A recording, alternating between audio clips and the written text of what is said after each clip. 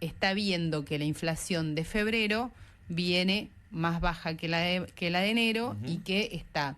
Los más cautos dicen en la zona del 15%, 14-15%, no estoy hablando de consultoras privadas, estoy hablando de fuentes oficiales. En el gobierno están pensando que puede dar la inflación de febrero alrededor de 15% y dicen que eso es consistente con el programa económico, con el planteo que ellos tienen para pensar que con esa devaluación del 116% o con esa suba del dólar del 116% de diciembre llegan hasta marzo o abril sin que se les atrase el tipo de cambio. Y Milei dice que si mira las 2 primeras semanas, la proyección le da que febrero va a una inflación de alrededor del 10%. Claro, esa inflación... Acordate que esta semana hablamos con Damián Di Pace y yo después hablé con algunas otras consultoras que tienen números para ver si tenían la misma referencia, y lo que ven es que la primera semana de febrero tuvo precios muy altos, volvió a ser una semana con una inflación de entre 3 y 4% semanal, con ajuste de muchos precios, que esa semana subieron en particular los productos frescos, verduras, frutas y demás, y eso puede haber tenido que ver con la lluvia, que hace que siempre se trabe un poco la logística, haya escasez y suban los precios de frutas, verduras y se recuperan o se compensan cuando se soluciona ese problema, y que en la segunda semana de febrero ven una desaceleración fuerte e incluso ven a esos rubros que habían sido los impulsores de la inflación en la primera semana de febrero bajando o mostrando números negativos. La discusión ahí, por supuesto, de fondo sobre el éxito de eso o no, es si esto es una B corta o no. Milei dice que esto es una B corta y que a partir de abril la recesión va a empezar a revertirse para terminar el ciclo con un crecimiento fuerte de la economía. O sea, que él ve este periodo como un periodo crítico.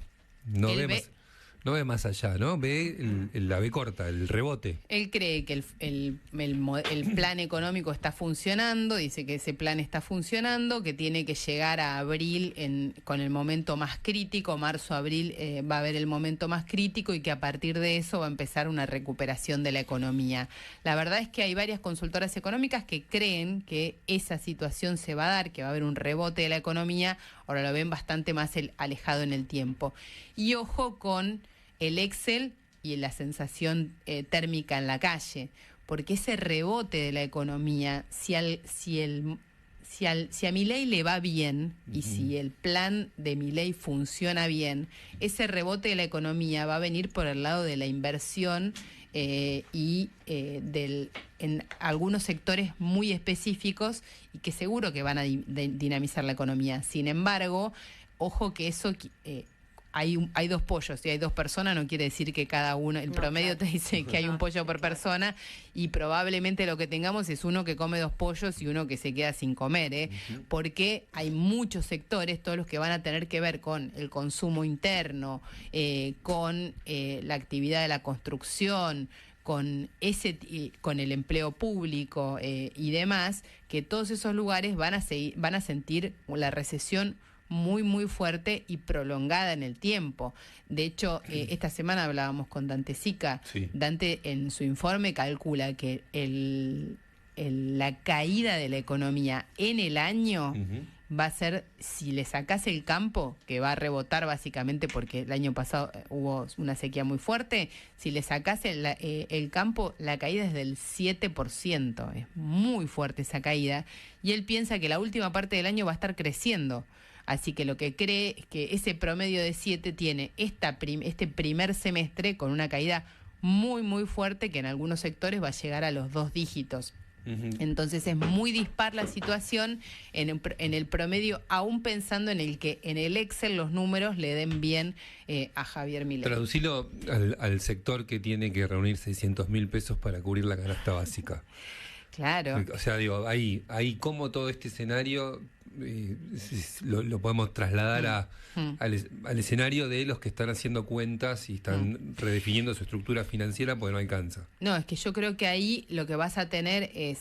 a todos los sectores que sean, aún a los sectores informales y más ajustados y demás, que dependan, que estén, por ejemplo, en el interior, en la Pampa, en la Pampa húmeda, en las zonas donde hay inversión energética, donde hay petróleo, donde hay minería y demás, vas a tener a esos sectores informales recibiendo la reactivación de la economía porque vuelve a moverse el campo, porque le van bien a esos números, porque la inversión energética y la exportación de energía y Vaca Muerta se mueve y demás. Ahora, a esos sectores más urbanos que los conurbanos, por ejemplo, que viven del consumo interno, que tienen concentrado solamente por agenda, ni siquiera por si está bien o está mal, todo el empleo público y demás, pensá que son los sectores que van a ir más atrasados en términos de salarios, y eso le va a pegar al comercio, le va a pegar a todos. Ya hay en esta idea de cómo competirle y cómo pelearle a la inflación adentro del supermercado y a los alimentos que tienen, por ahí hay industrias grandes con posiciones dominantes fuertes, ya hay importación de alimentos en Argentina. Ojo con eso. Por ejemplo, ¿qué? No, los supermercados volviendo a importar alimentos que hasta acá no podían hacerlo, y eso hace que vos tengas una lata de tomate italiano, quizá a un precio parecido, no a una marca de tomate italiano premium, una marca de tomate italiano barata, a un precio parecido al de una lata argentina, o incluso más bajo. Entonces, eso a todo el cordón industrial en Rosario, en Córdoba, en Buenos Aires, le puede pegar fuerte en términos de actividad, porque lo que seguro vas a ver, aún con la inflación desacelerando y aún con la economía creciendo, es que este año va a tener desocupación más alta. Claro. Entonces ahí, a mí me parece que lo que tenemos que empezar, si al gobierno le sale bien la estrategia financiera, como creo que le viene saliendo, y eso funciona, sí lo que vamos a tener que mirar como alerta es si el ajuste esta vez, si el ajuste este año se hace por cantidad. Yo vengo insistiendo con eso. Nosotros venimos acostumbrados a que la crisis lo que hace es que nos empobreció a todos todos los años, ¿no? La crisis el modelo del peronismo y del kirchnerismo de los últimos años, ese modelo populista, hace que todos tengan un trabajo que todos los años les alcanza para menos porque se lo va comiendo la inflación. Pero en este esquema en el que hay que ajustar y volverse eficiente y competir, por supuesto que en una primera etapa eso va a tener un ajuste de cantidad, y hay que mirar ahí qué es lo que pasa con el número de desempleo, porque probablemente eso incluso más puede ser una tensión social incluso más alta que la de la inflación si la inflación desacelera. Ahí tenés el dato, Ceci, en tu panorama, que la pobreza sube al 43.7 en el semestre y llega en enero a 46.8. Bueno, el cálculo que hace Martín Rosada de la Ditela, que es el que mira y va anticipando cuánto va a dar el número de pobreza, él va mirando, el INDEC te da la pobreza semestre por semestre, el semestre que corta, pero lo hace 2 veces al año, él va siguiendo todos los meses actualizando el semestre, y él dice, con el corte de enero, habiendo conocido la inflación de enero, la pobreza solamente por ingresos está arriba del 43%, y enero, el último, ese 43% tiene un 38% de pobreza en agosto y casi un 47% en enero. Eso es pobreza medida solamente pensando nivel de ingresos de la población y precios de la canasta. Si uno mira más integralmente, la UCA ya está hablando de 50% de pobreza.